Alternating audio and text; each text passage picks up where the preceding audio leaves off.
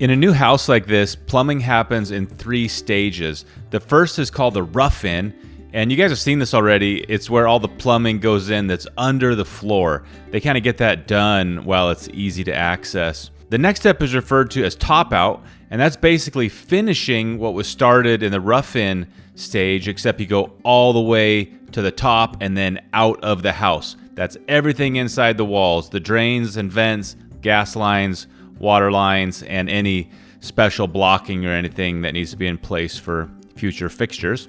The last step is what you're watching here. This is called the trim out, and that refers to installing all the fixtures and connecting them to the plumbing in the wall. The first fixtures we're looking at are in the garage. I got this utility sink at Costco. It was a really good deal, and it came with a faucet and everything. I don't know if it's the world's best quality, but it is stainless steel, so I felt like it was worth a try. The water heater is going in right next to it, and Chad recommended this one for us, and I'm not sure exactly why, but I took his word for it. Our current house has a 50-gallon water heater, or maybe it's 40, I'm not sure, but we seriously run out of water every single day. And we do have a big family. There's 4 kids, so there's lots of laundry and baths and all that, but we are very excited to have endless hot water with this system. Yeah, they're handy. So you just kind of mix it up right there and it comes out of one bib and boom. Yep. And what's this, like a clean out or something? No, it's a vacuum breaker. It's code. Oh, got it. So if you have a hose and it's in a bucket and it's full of chemicals and there's a back siphon in the system, it can't suck that water. This will puke out. It won't allow it to basically backflow. These fixtures are from Gerber, which has been designing and selling plumbing fixtures for nearly 100 years. And making them is complicated. Almost unfathomably complicated when you take into account how many different machines and supply chains and areas of expertise are involved with something as simple as a faucet. There's casting and machining and all the plating and finishes, all the assembly, of course, which includes gaskets and seals on the hoses to make sure they don't leak or loosen themselves or wear out easily. And when you factor in that they're designed to look nice, you really got to hand it to the engineers and designers at Gerber who were able to do all this and then get them out into the marketplace at an affordable price. There is a lot of competition among plumbing fixtures, but I got to say, Gerber is really holding their own. The countertop guys drilled the holes for all the faucets and installed the sinks, but actually hooking everything up is the job of the plumber.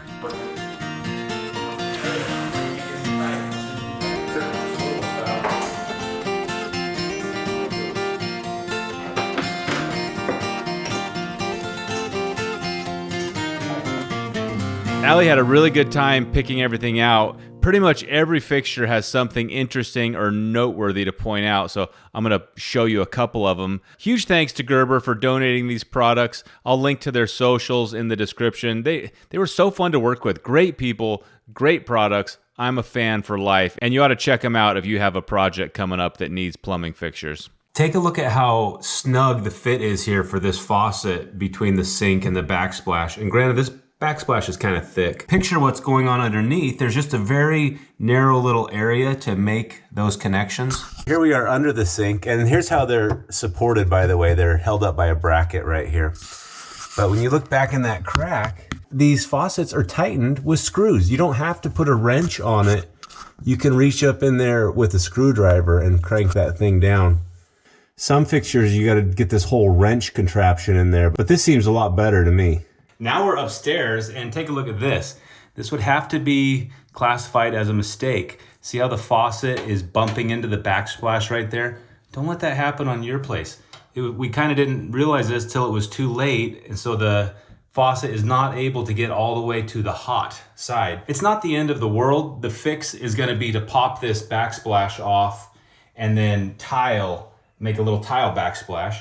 And if I had caught it sooner, I would have had the tile guys do it while they were here and, ordered enough tile for that. But like I said, for now, we're going to just let it ride like this, let the dust settle, and this will be one of the weekend projects next winter. These specs are all really easily identified on the website, but I just forgot to check it, so don't be like me. The toilets are a completely different animal from the faucets. They are porcelain, which starts as clay, which is mixed with other minerals and water and is then poured into molds. and then fired in a kiln and glazed. The mold for a toilet is pretty complicated because you're not just making the outside look nice, and some of them are very decorative, but there's a lot of different shapes and chambers inside, like the P-trap and all that, so it's kind of a complex casting process. These days it's all guided by computers, but the general sequence and materials and process and all that is more or less unchanged. The machinery just allows for much higher output.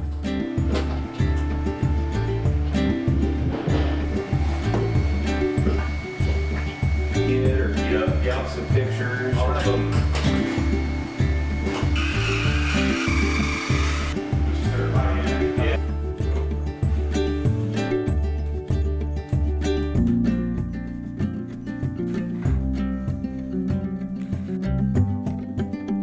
The kitchen faucet here is kind of the crown jewel out of everything. It's right in the center of the whole house. Plus, it's this gold color, so it's really a focal point. There's some really unique things about it, but I'm gonna wait till the very end of the video to show you those. That way the water's on and we could take a really up close look at it once all these other tradesmen are out of the way.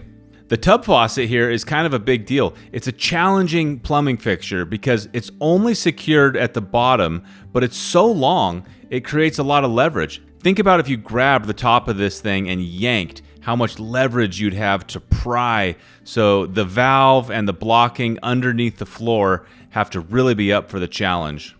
I never got a real good look at the blocking securing that tub valve, so let's go check it out.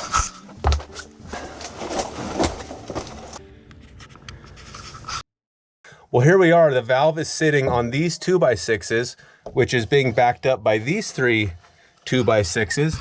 You can kind of barely see it back in there, so that should get the job done. And while we're here, there's the tub drain and the P-trap for the tub right here.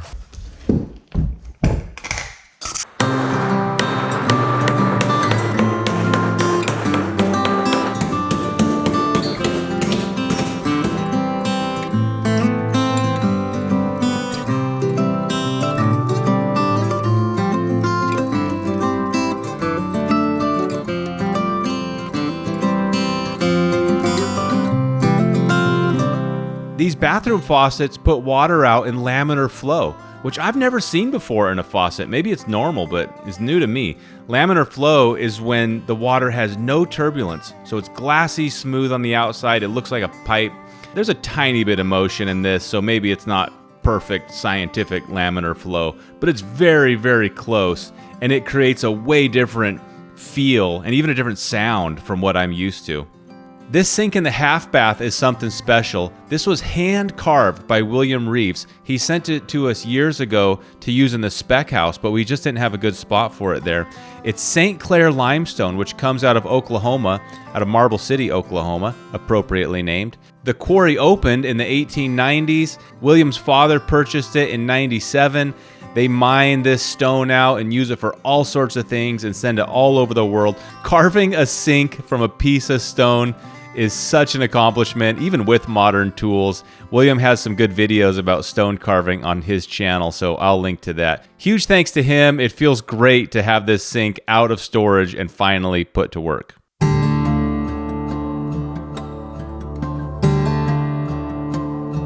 This is the shower valve. Let me take this trim off and show you a couple of its features.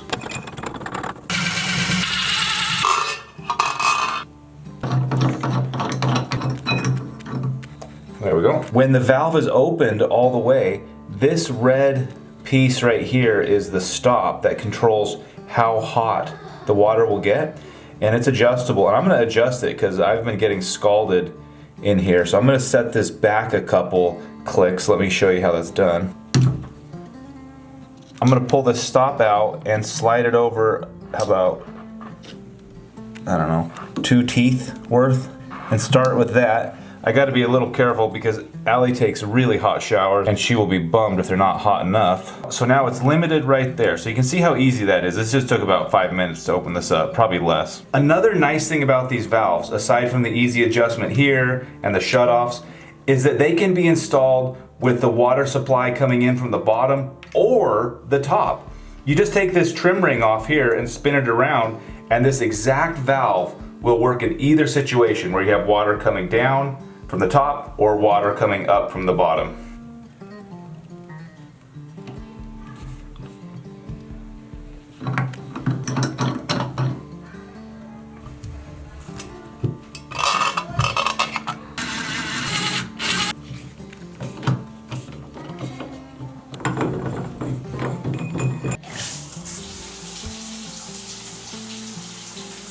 Here's what I wanted to show you about this kitchen faucet.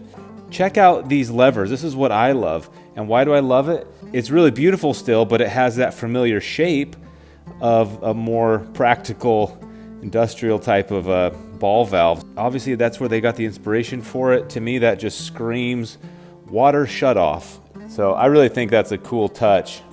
And every time I grab it and turn the water off and on, that's all I could think of. I don't know why, but I am always interested in building materials and how they're made, especially something like plumbing that has such a major design and style component to it. It's this battle between form and function. I had an interview with Katie Hayes from Gerber. She's one of their design professionals, and she was able to shed some light and answer some of my questions about how these things go down behind the scenes. Check that out. It's on our podcast, the videos of which are found on our second channel, EC2. Thanks for watching, everybody. We'll catch you next time. Keep up the good work. I'm going to play a couple highlights from that interview in the outro here, and then I'll link to it if you'd like to see more. Bye-bye. Right? A plumber cares more about speed and ease of install and reliability than a homeowner really does. So it's kind of finding that balance of design performance that meets the homeowner's needs while being able to deliver on reliability and ease of install. That's important for the pros.